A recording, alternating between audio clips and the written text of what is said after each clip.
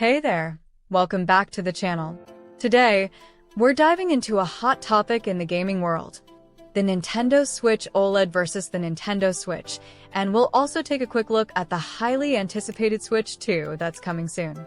If you've been wondering whether the Switch OLED is worth the upgrade, or if you should just stick with the standard Switch or wait for the new Switch 2, you're in the right place. We're going to cover everything from the new display differences to performance, battery life, design changes, and of course, the future of Nintendo with the Switch 2. So, whether you already own a Switch or you're thinking about buying your first one, we've got you covered. By the end of this video, you'll have a much better idea of which model is right for you and what to expect in the future of Nintendo gaming. Before we get started, if you're excited about finding the perfect Switch or staying updated on the Switch 2, don't forget to like this video and hit that subscribe button. It helps us a ton and lets you stay updated on all the latest gaming news. Now, let's dive into the two current Switch models. The Nintendo Switch itself is super versatile, letting you play at home or take your gaming on the go. It's that hybrid design that made it such a big hit when it launched back in 2017. The standard Switch has a 6.2-inch LCD screen, and it's great for gaming. But then, in 2021, Nintendo released the Switch OLED, which takes things up a notch with a 7-inch OLED screen. And let me tell you, the difference in picture quality is huge.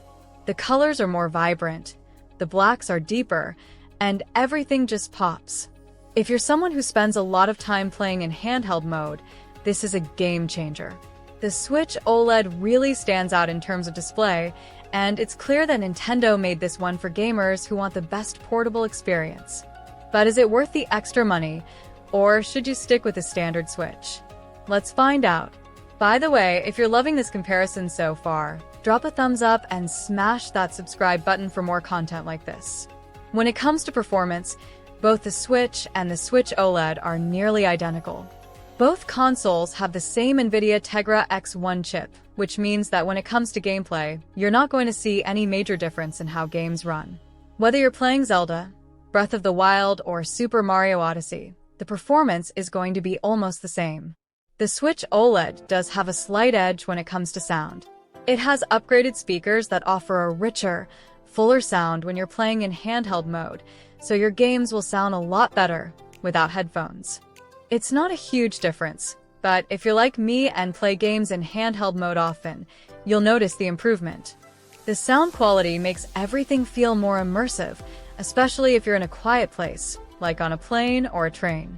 Battery life is another area where the Switch OLED offers some noticeable improvements. The Nintendo Switch OLED can last between 4.5 to 9 hours on a full charge, which is about the same as the original Switch, but in practice, I've found that the OLED model feels a bit more efficient. The screen is bigger, but it doesn't drain the battery as quickly as I expected. It's still going to depend on what game you're playing, but in general, you can expect to get through longer sessions without worrying about recharging. It's especially helpful if you plan to take your Switch with you on long trips, or if you're using it as your primary device for gaming while traveling. And now for a little fun, if you're already picturing yourself playing your favorite games on the new Switch OLED, hit the like button and subscribe for more fun comparisons like this. One of the biggest selling points of the Switch OLED is that gorgeous 7-inch OLED display. The colors are so vibrant, and the deep blacks really make the games pop. It makes everything look so much sharper and more detailed. Whether you're exploring the wilds of Zelda or getting into an intense Mario Kart race, everything just looks a little bit better on the OLED screen. The extra screen size, combined with those better colors, gives the console a more premium feel. It's a great upgrade for anyone who spends a lot of time playing in handheld mode. That said, there are still some things that the Switch OLED doesn't fix. One of the biggest issues with the Nintendo Switch, both the original and the OLED, is the Joy-Con drift. This issue happens when the Joy-Con controllers start to register movement on their own, even when you're not touching them. It's a frustrating problem that can affect your gameplay experience, especially if you play games that require precision, like Super Smash Bros. Ultimate or Mario Kart 8 Deluxe. While Nintendo has worked on fixing this problem in newer units, it's still something to keep in mind. If you do experience Joy-Con drift, You might need to send your Joy-Cons in for repairs or replace them altogether. Now, let's talk about the Switch 2.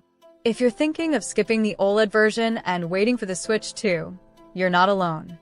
There's a lot of buzz around the Switch 2 and what it might bring to the table.